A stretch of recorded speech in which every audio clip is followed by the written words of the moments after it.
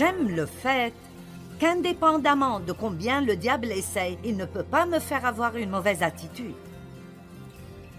Il peut essayer, il peut faire des problèmes, il peut venir à moi de différentes façons, mais si je choisis d'avoir une bonne attitude, il ne peut pas me faire avoir une mauvaise, et il ne peut pas vous faire cela non plus.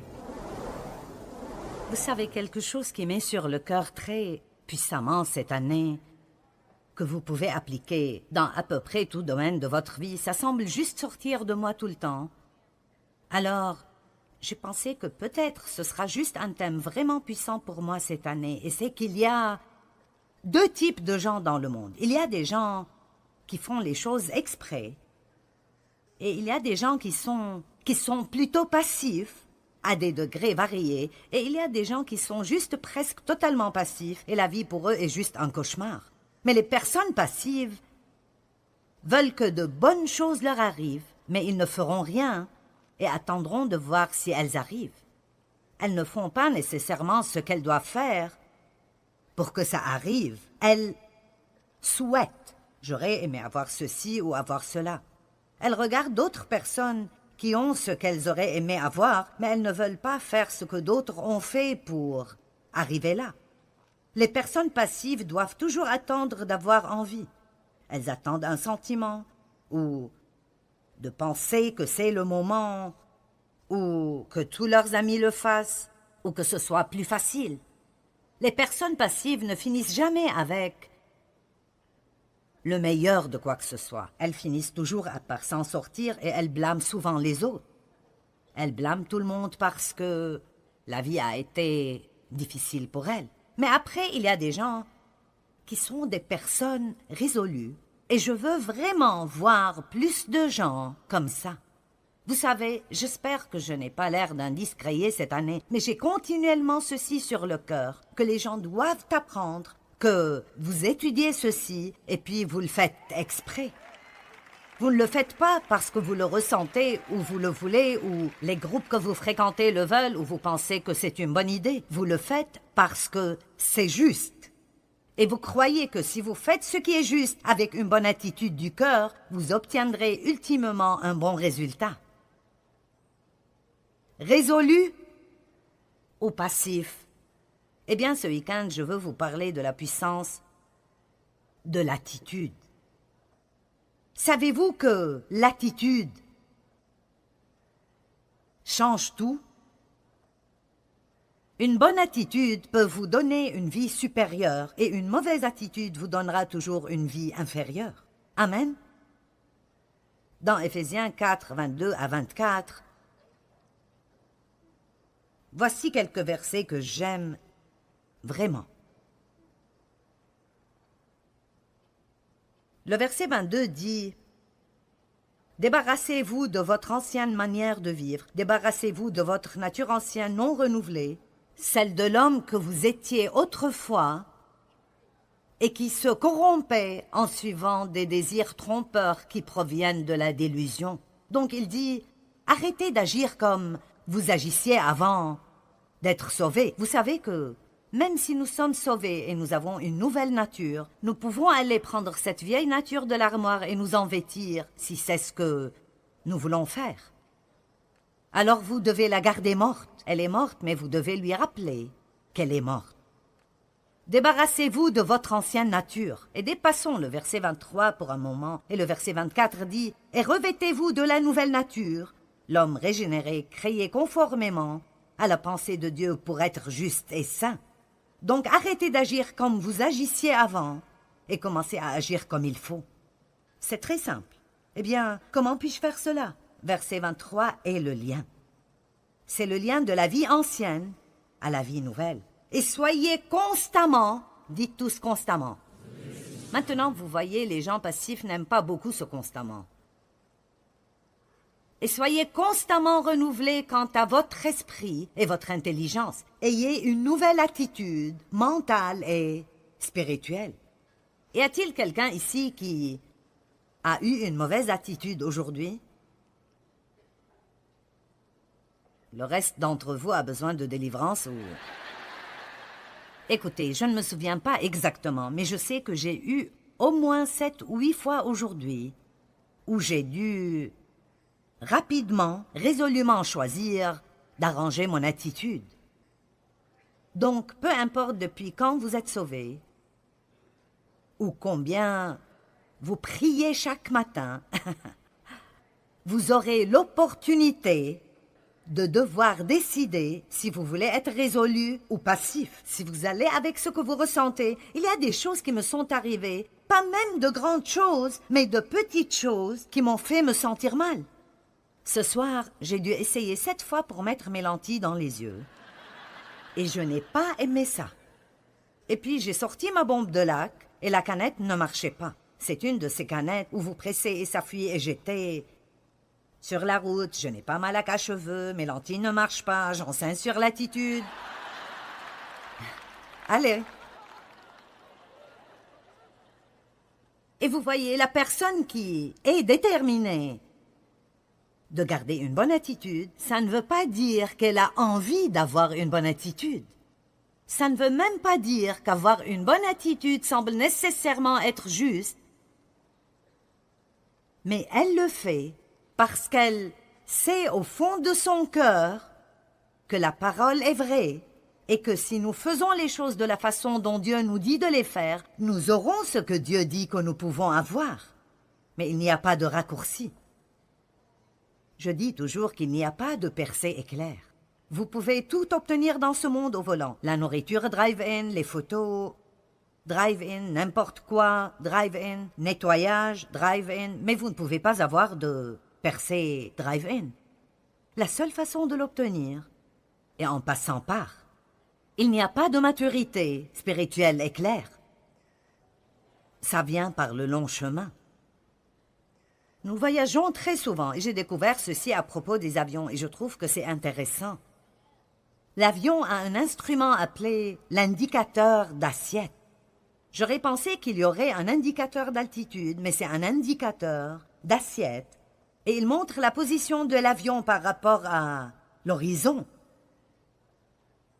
L'horizon représente la normale ou la moyenne. Quand l'avion monte, il est dit qu'il a l'assiette encabrée. Quand il plonge, il est dit qu'il descend en piqué. Donc, si l'horizon représente une vie normale et moyenne, si nous maintenons une attitude avec le nez haussé, nous grimperons toujours dans la vie. Mais si nous avons une attitude avec le nez baissé, alors nous aurons toujours un peu moins que la moyenne, un peu moins que le meilleur que nous aurions pu avoir et que ce que nous voulons. Je vous dis la vérité, je ne pense pas avec toutes les prédications que nous avons écoutées à propos de choses comme ça, que nous comprenons la puissance de notre attitude. Ce qu'elle peut faire pour nous si elle est bonne et ce qu'elle peut nous faire si elle est mauvaise. Je pense beaucoup à Joseph parce que il est passé par des choses vraiment difficiles et injustes, et pourtant il paraissait simplement avoir une attitude géniale. Je veux dire, il commence parce qu'il a un rêve, ses frères le vendent comme esclave, et il est jeté dans une fosse. Mais des années plus tard, même après 13 ans passés en prison pour quelque chose qu'il n'a pas fait, et après être passé par plusieurs différentes situations où il a été traité vraiment mal, et ce n'était pas une seule situation, mais plusieurs situations où il a été maltraité. Avez-vous déjà été dans des situations où vous avez été traité mal et injustement? Amen. Et pourtant, il finit dans le palais. Et je pense que parfois, j'aurais aimé que la Genèse dise plus à propos de combien c'était difficile pour lui. Elle ne dit pas beaucoup. Et si vous le prenez comme il semble qu'il était juste, naturellement, aussi content. Un homme merveilleux pour qui tout était facile. C'était facile pour lui d'avoir une bonne attitude. Mais il y a un verset dans le psaume 105 qui nous donne un indice, qui montre que c'était peut-être un peu plus difficile que ça paraissait, et c'est le psaume 105, 17 et 18. Psaume 105, 17 et 18. Il envoya devant eux un homme, Joseph, vendu comme esclave. Maintenant, écoutez. On chargea ses pieds de chaînes, son cou d'un carcan de fer. Son âme entra dans les fers. Maintenant, certains de vous ne comprennent probablement pas cela. Mais si vous êtes passé par là, alors vous comprenez cela.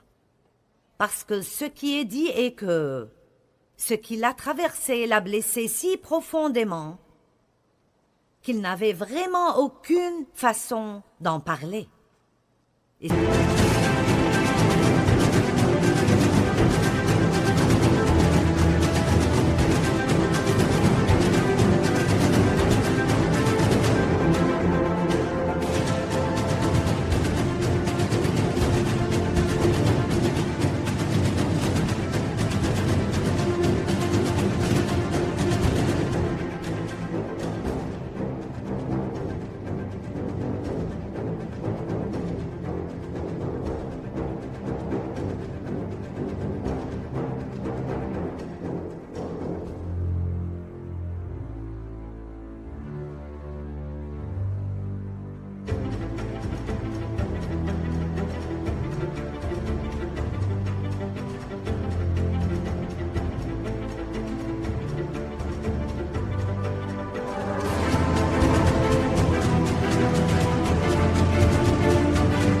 Ce qu'il a traversé, l'emprisonnement, les gens qui ont menti à son propos, ce que ses propres frères lui ont fait, savoir ce que son père devait ressentir, toutes les choses par lesquelles il est passé, ça a fait quelque chose dans son âme.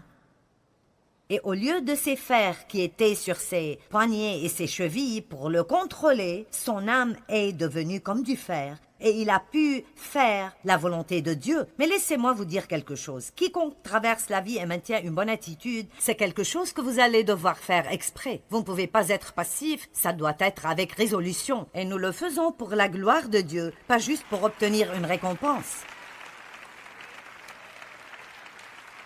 Vous savez, les gens me demandent tout le temps dans ma position. Eh bien, qu'est-ce que tu espères pour cette année? Que sera le thème principal de ton enseignement cette année? Je dis, ce sera comme ça a toujours été, grandissez. Parce que je crois que c'est ce que Dieu veut pour son Église. Il veut que nous soyons capables de sortir dans le monde et de vivre une vie qui le représente. Ça ne fait aucune différence ce que nous faisons ici. C'est ce que nous faisons dehors qui fait toute la différence.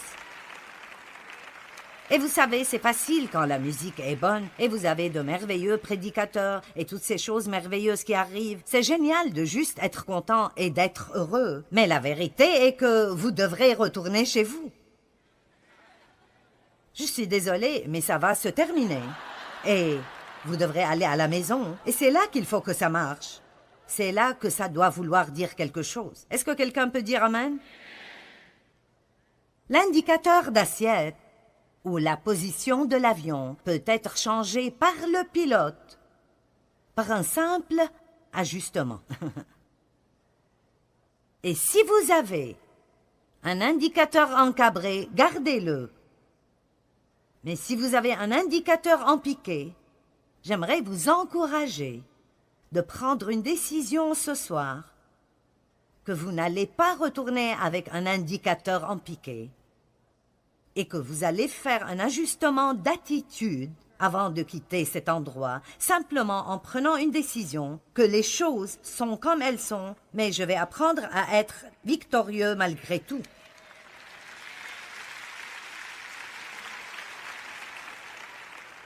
J'aime le fait que Dieu nous a donné le choix libre.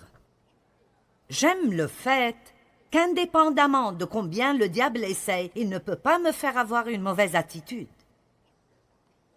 Il peut essayer, il peut faire des problèmes, il peut venir à moi de différentes façons, mais si je choisis d'avoir une bonne attitude, il ne peut pas me faire avoir une mauvaise et il ne peut pas vous faire cela non plus. Amen. Et bien sûr, il doit y avoir des gens qui pensent « Eh bien oui, c'est facile pour toi de le dire, tu ne sais pas par quoi je passe. » Eh bien, je ne sais pas par quoi vous passez, mais je sais qu'il y a probablement plus de gens ici ce soir qui passent par des moments très difficiles que ceux qui disent que tout va pour le mieux. Je connais les choses que j'ai traversées dans le passé et je me sens comme Joseph. Ça fait tellement mal que mon âme a été mise au fer. Et ça a fait de moi une femme de Dieu, puissante, en commençant par avoir été abusée sexuellement par mon père quand j'étais enfant. Et je regarde vers toutes ces choses maintenant, et ces choses que je voyais comme mes ennemis sont devenus mes meilleurs amis, parce que les choses par lesquelles Dieu m'a fait passer ont fait de moi ce que je suis aujourd'hui, et elles m'ont rendu capable d'aider plus de gens. Alors, au lieu d'être amers, quand nous avons des problèmes, ne les laissons pas nous rendre amers. Je ne dis pas qu'ils sont bons, je ne dis pas qu'ils sont amusants. Je pense que Joseph est probablement passé par des temps très difficiles. On dirait en quelque sorte que quand Daniel était dans la fosse aux lions, il n'était pas nerveux du tout. On dirait qu'il a juste pris une pierre et s'est couché et a dormi toute la nuit. Je sens qu'il devait y avoir un peu de tremblement et un peu de nervosité là dans la fosse aux lions. Nous devons être déterminés d'être ce que Dieu veut que nous soyons. Vous comprenez ce que je dis quand je parle de la différence entre une personne résolue et une personne passive? Et parfois, nous ne voulons pas être résolus. J'ai enseigné un message cette année et je le ferai pour la télé. Il s'appelle « Quand votre « Lève-toi et va » se lève et s'en va ».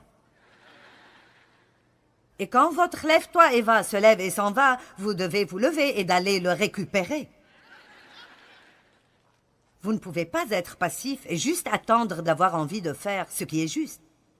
Viktor Frankl, quand il était dans un camp de concentration en Allemagne, a dit « La dernière partie de la liberté humaine est celle que personne ne peut voler, et c'est de choisir notre attitude dans n'importe quel ensemble de circonstances. » Donc cet homme est dans un camp de concentration, et ils étaient traités incroyablement mal. Et il a dit, il y a une chose que Hitler ne peut pas me prendre, et c'est mon choix de maintenir une bonne attitude. C'est merveilleux, n'est-ce pas? C'est absolument merveilleux. Une attitude est notre pensée appliquée extérieurement.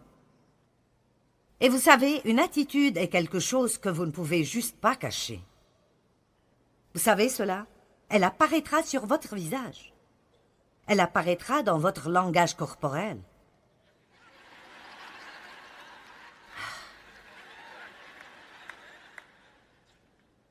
Une attitude, si vous pensez que quelque chose que quelqu'un vient de faire ou de dire est stupide, si vous n'ouvrez pas la bouche, voici ce qu'on fait.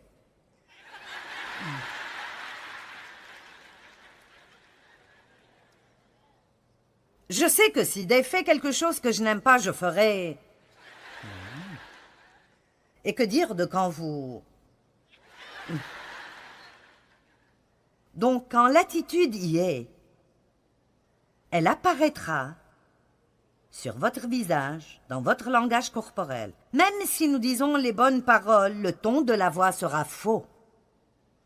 Je me souviens de quand Dieu me parlait beaucoup à propos d'être une épouse soumise, et comme c'était difficile pour moi.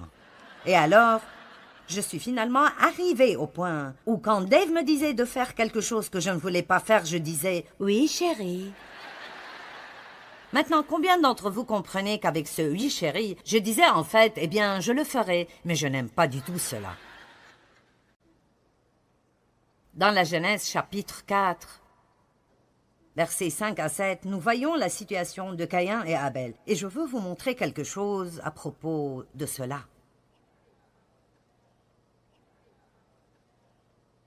Mais il ne porta pas un regard favorable sur Caïn et sur son offrande. Caïn fut très irrité et son visage fut abattu. Maintenant, vous voyez, quelque chose arrivait dans son cœur qui se montrait sur son visage.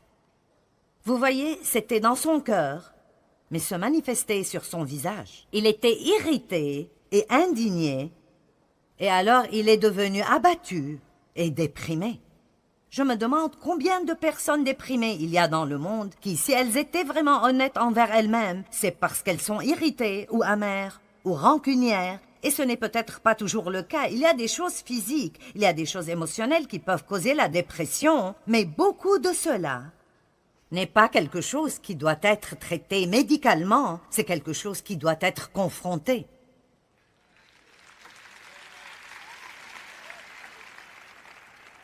Pas tout cela, hein, mais beaucoup de cela.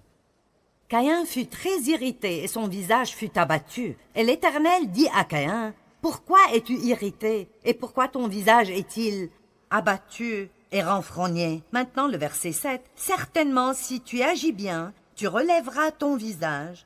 Et si tu agis mal, le péché se couche à la porte et ses désirs se portent vers toi. Mais maintenant, regardez ceci, mais toi, domine sur lui. » Alors c'est la responsabilité de qui de dominer sur la tentation, de dominer sur le péché? C'est la nôtre, mais pas sans l'aide de Dieu. Vous voyez, le fait est que Dieu nous a équipés pour faire ce qui est juste. Dites, je peux faire ce qui est juste. Dites-le comme si vous le croyez. La vérité est qu'en tant qu'humains, nous ne voulons pas vraiment faire face à cela parce que nous voulons penser que nous ne pouvons rien y faire.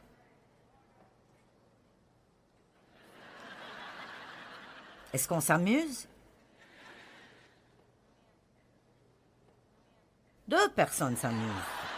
Ça ne fait rien, je m'amuse.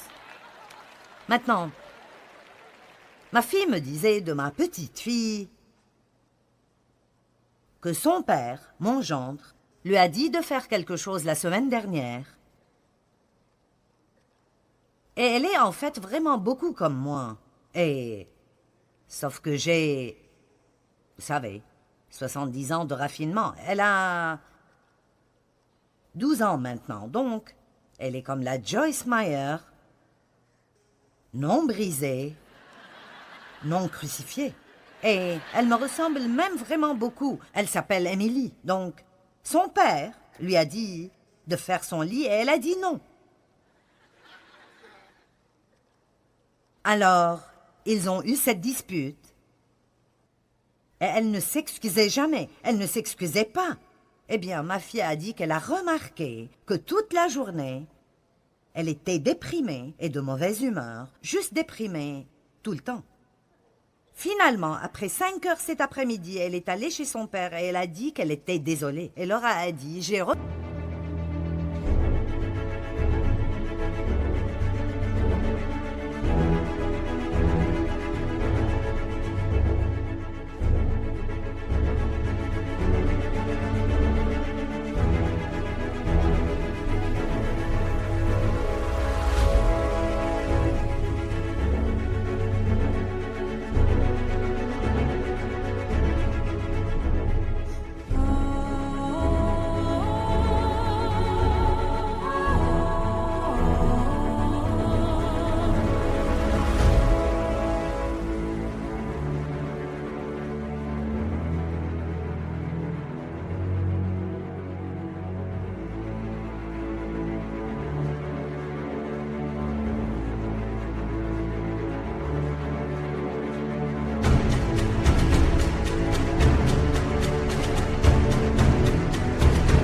remarqué qu'immédiatement, toute son humeur a changé et elle est devenue heureuse de nouveau.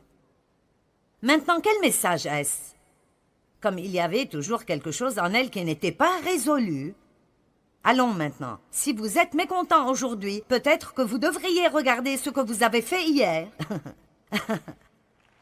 et dont vous ne vous êtes pas occupé. Hein?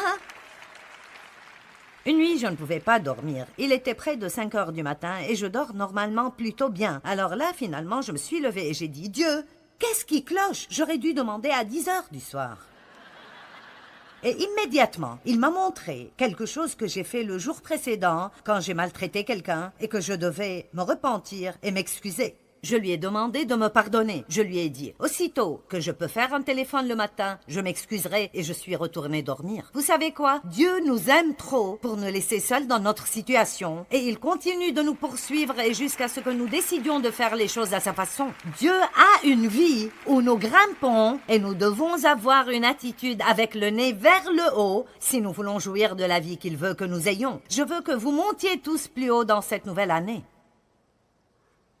Nous sommes la tête et pas la queue. Nous sommes au-dessus et pas au-dessous. Nous pouvons prêter et ne jamais avoir à emprunter. Pas avec une attitude avec le nez baissé. Mais nous devons avoir une attitude avec le nez haussé. Et chaque jour, tous les jours, chacun d'entre nous devra choisir de nous sentir désolé envers nous-mêmes ou d'avoir une bonne attitude. Chacun d'entre nous. Le choix vous appartient, le choix m'appartient. La meilleure façon de maintenir une bonne attitude dans toute situation est de réaliser à l'avance que tout dans la vie n'ira pas nécessairement de la manière que nous désirons et nous devons juste prendre une décision qu'à travers Christ nous pouvons être heureux et satisfaits et avoir une bonne attitude quelle que soit notre situation. C'est ce que Jésus a fait et c'est ce qu'il nous encourage à faire. L'apôtre Paul n'a jamais prié pour les gens pour que tous leurs problèmes disparaissent. Il priait pour qu'ils puissent toujours maintenir un bon tempérament, quelle que soit leur situation présente. Et tout cela arrive d'après la façon dont nous pensons aux choses. Si je me lève le matin et je suis déterminé que tout arrivera comme je veux, et ça se fera de cette façon ou pas du tout, alors j'aurai probablement une mauvaise journée. Mais si je me réveille et je fais un peu de réflexion en avance, Dieu, voici les choses que je voudrais voir arriver. Je prie pour qu'elles arrivent. Mais je sais aussi qu'à travers toi, je peux faire tout ce que j'ai besoin de faire et je veux te glorifier et bien te présenter aujourd'hui.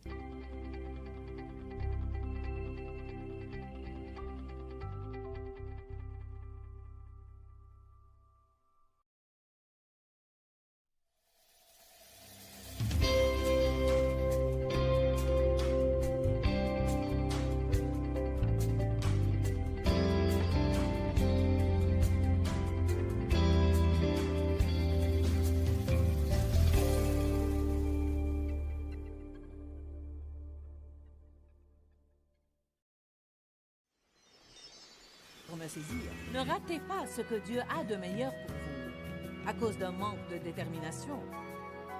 Restez avec nous dans Jouissez de votre vie.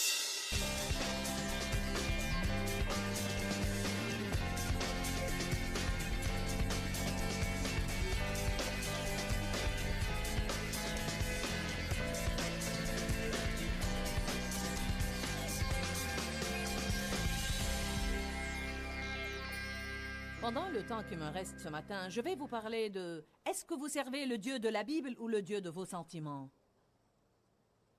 Le Dieu de nos sentiments a un D minuscule, ce qui signifie qu'il n'est pas un vrai Dieu du tout. Mais souvent, nous faisons de nos sentiments un Dieu en nous inclinant devant eux. Nous adorons celui devant qui nous nous inclinons. Bonjour. Beaucoup de gens vénèrent leurs sentiments parce qu'ils ne s'occupent que d'eux. Romains 8:8, ouvrez vos Bibles.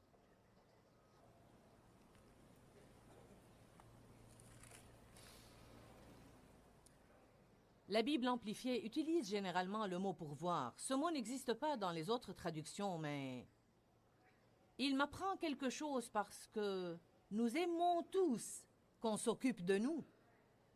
Nous aimons avoir quelqu'un qui s'occupe de nous. Combien de vous aimeraient avoir une bonne ou une assistante personnelle, privée, qui répond à vos moindres besoins? Ouh, alléluia! Combien de vous aiment s'asseoir dans un agréable restaurant où vous dites « Je veux un café, je veux de l'eau, apportez-moi un citron. Je veux de la moutarde, je veux du ketchup. Mon plat n'est pas assez chaud, je veux une autre serviette. » C'est vraiment drôle d'aller dans ces restaurants où vous avez 3, 4, 5 serveurs qui sont là pour satisfaire vos besoins à tout bout de champ. Mais savez-vous quoi? Plus vous avez de services et plus vous allez payer.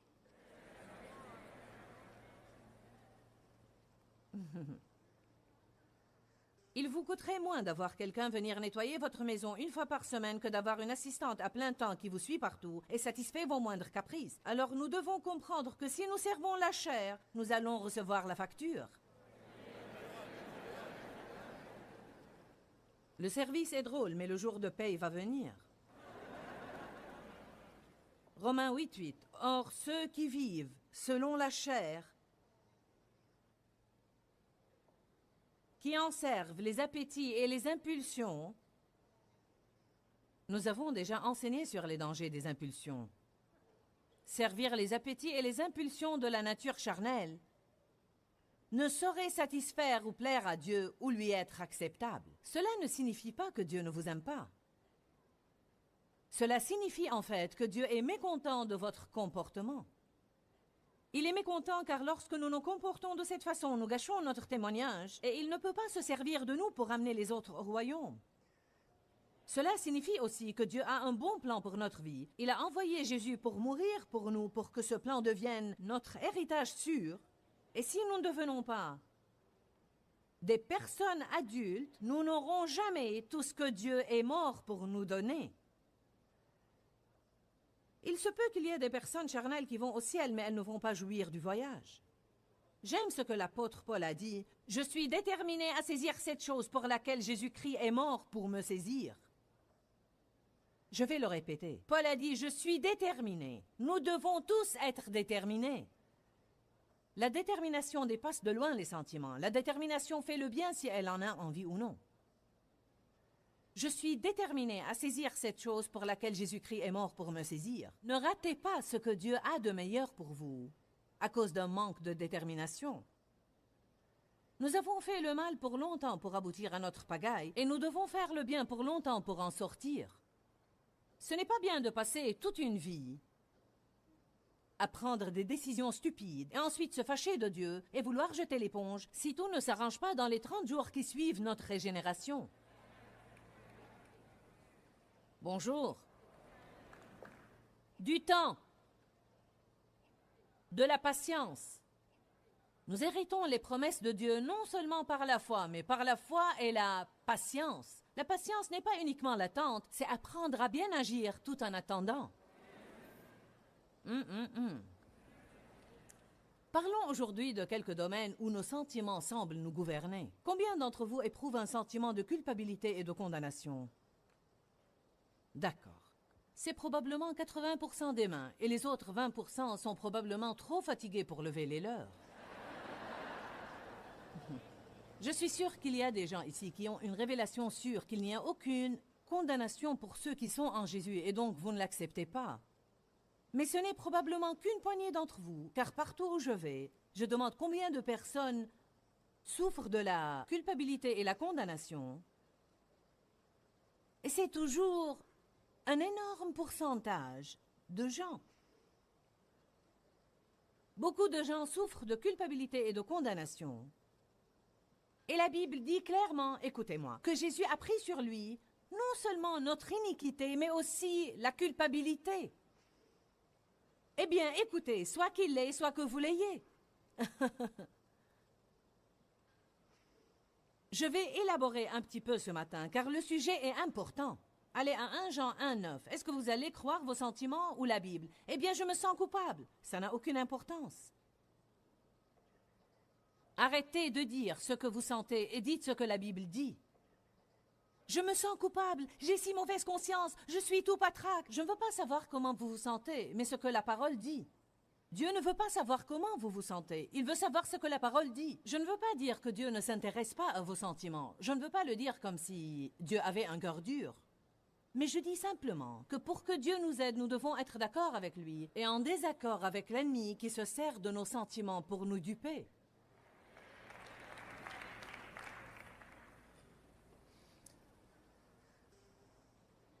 « 1 Jean 1,9 Si nous reconnaissons volontiers que nous avons péché et que nous confessons nos péchés, il est fidèle et juste pour nous pardonner nos péchés et pour nous purifier continuellement de toute iniquité. »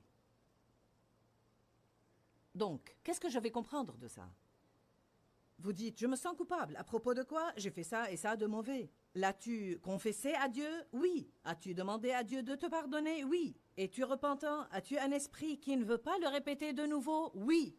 Mais je sens. Dieu n'est pas...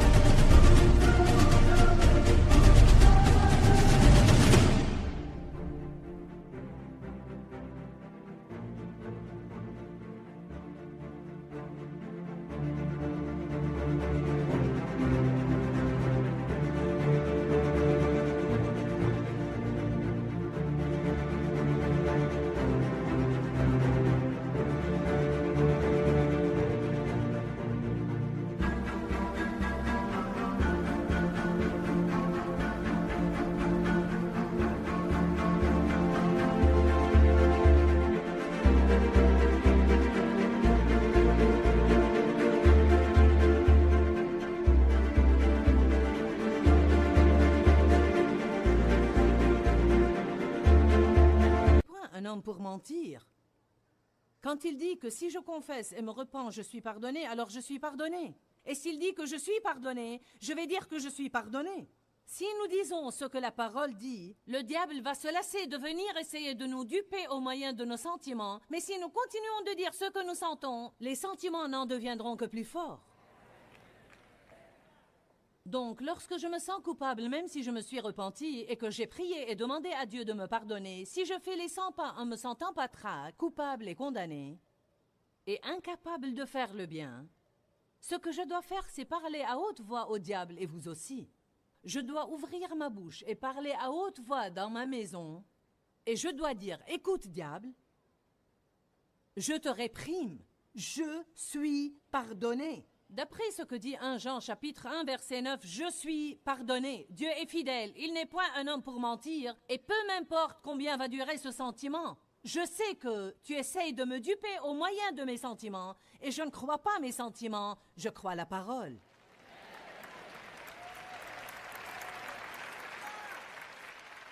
Beaucoup de chrétiens passent toute une vie et ne connaissent pas une chose pareille.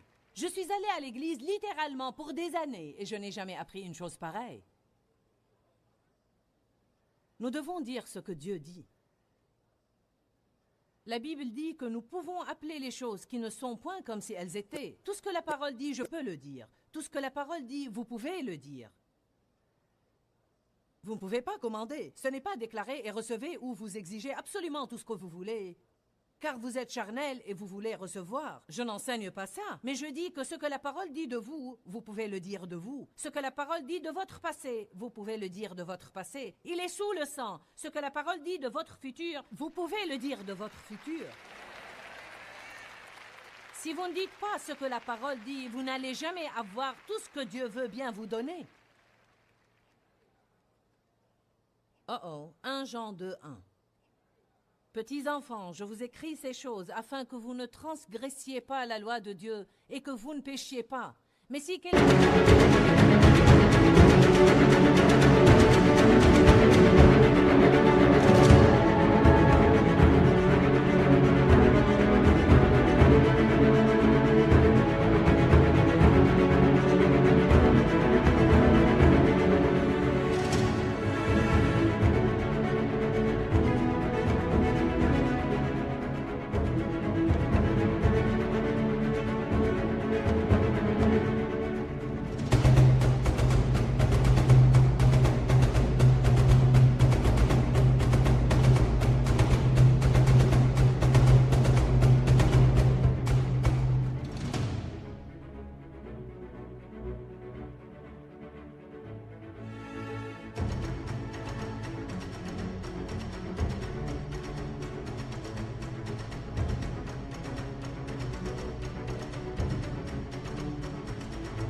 a péché, nous avons un avocat, un qui va intercéder pour nous auprès du Père, Jésus-Christ, le tout vertueux, le droit et juste, qui s'est déjà conformé à la volonté du Père dans chaque but, pensée et action. Savez-vous ce que j'en déduis? Levez-vous chaque jour, faites de votre mieux et Dieu fera le reste. C'est vraiment ce que ce passage dit. Il dit « Je t'ai couvert ». Si ton cœur est droit, quand tu fais une erreur, repens-toi, confesse, libère-toi de la condamnation et avance. Je t'ai écrit tout le livre pour que tu ne pêches point. Ceci doit être ton but, ne pas pécher. Mais si quelqu'un a péché, il a un avocat, Jésus-Christ, le tout vertueux, le droit, le juste, qui a déjà payé pour ses péchés et ceux du monde entier, et nous pouvons venir à lui parce qu'il intercède pour nous.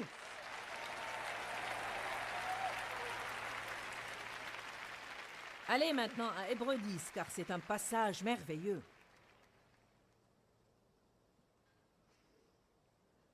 Lorsque nous nous sentons coupables, nous essayons de payer. Nous sacrifions notre joie. Nous sacrifions notre paix.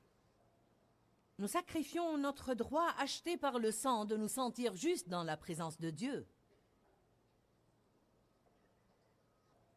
Si une chose a été déjà payée, nous ne devons pas la payer de nouveau. Quand quelqu'un m'offre un cadeau, je ne reviens pas au centre commercial pour essayer de le payer. J'étais dans un restaurant hier et une dame m'a vu là-bas et m'a acheté un cadeau. C'était gentil à elle de penser à moi et elle me l'a donné. Lorsqu'elle est partie, je n'ai pas regardé le reçu pour voir d'où elle l'a acheté et retourné au magasin et le payer de nouveau. Allez maintenant. Nous faisons ça quand nous essayons de payer pour nos péchés. Nous ne pouvons pas payer. Rien de ce que nous avons n'est une offrande qui est acceptée par Dieu.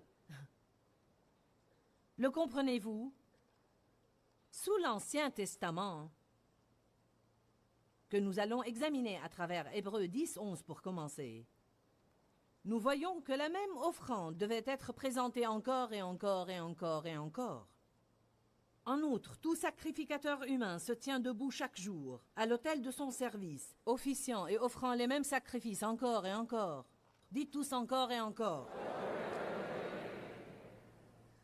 Dites-le de nouveau. Encore une fois.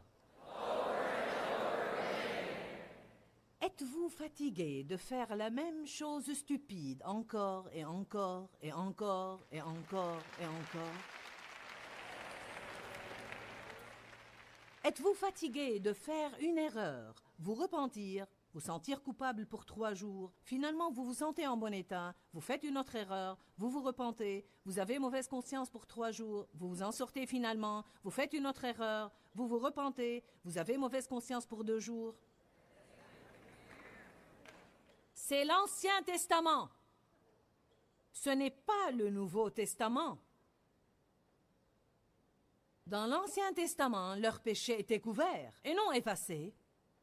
Alors ils ne pouvaient jamais se débarrasser du sentiment de culpabilité. Seul le sang de Jésus peut purifier la conscience de chaque croyant.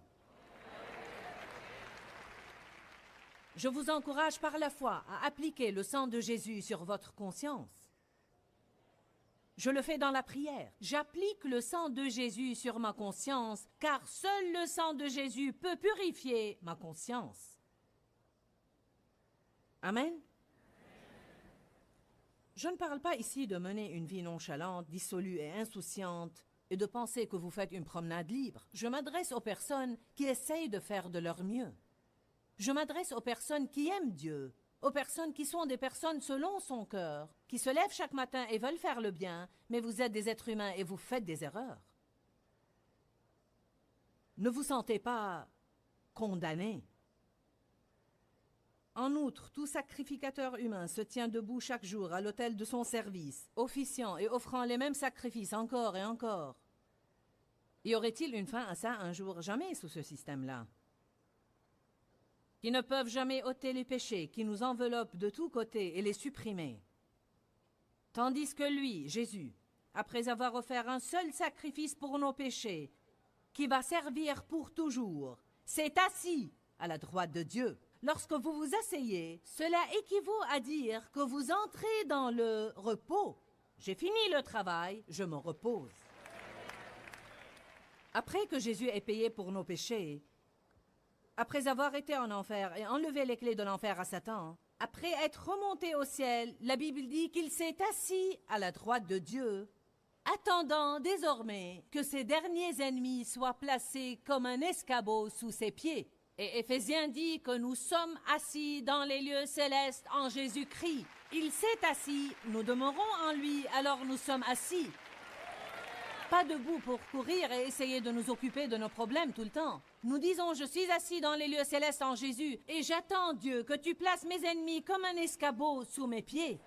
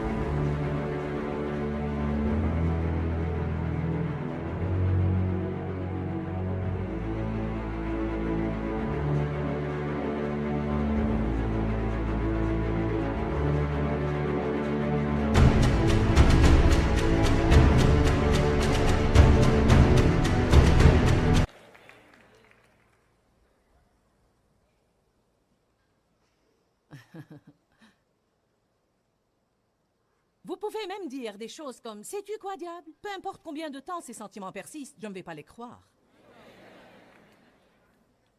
Alors tu perds ton temps.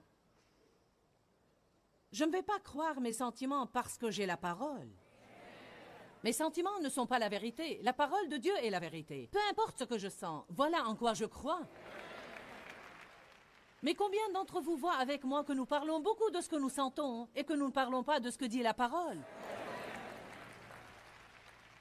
Eh bien, confession positive, confession positive. Pensez-vous que cela vous servirait à quelque chose d'être négatif?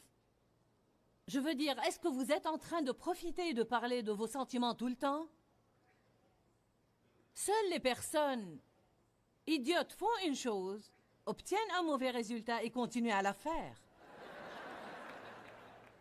Amen?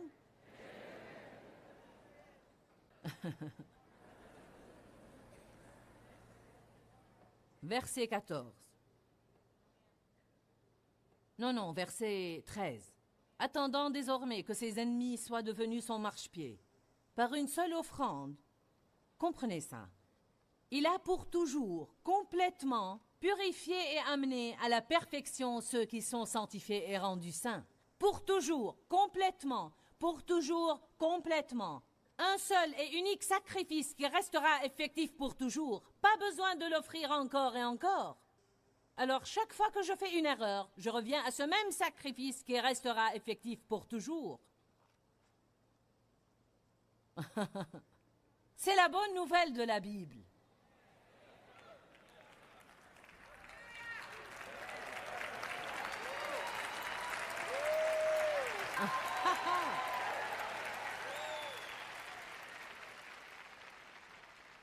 Romains 8, 34. Qui nous condamnera? Serait-ce Dieu qui nous aime, qui a envoyé Jésus pour mourir pour nous? Serait-ce Jésus qui nous condamnera, lui qui est mort pour nous?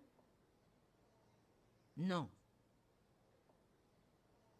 Ne laissez rien vous séparer de l'amour de Dieu. Il n'y a donc maintenant aucune condamnation pour ceux qui sont en Jésus-Christ, qui ne vont pas après la chair mais après l'esprit. Et aller après la chair ou après l'esprit ne veut absolument pas dire pécher ou ne pas pécher. Je crois qu'il parle de comment vous traitez votre...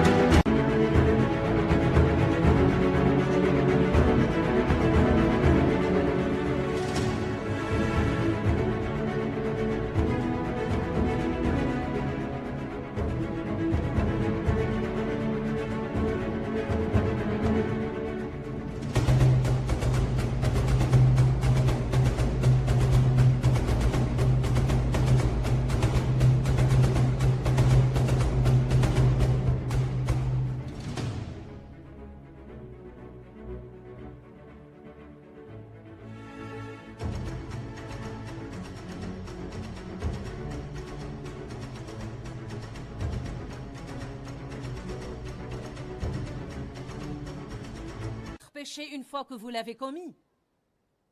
Une fois que vous commettez une erreur, marchez-vous selon la chair pour l'arranger ou marchez-vous selon l'esprit pour trouver une solution?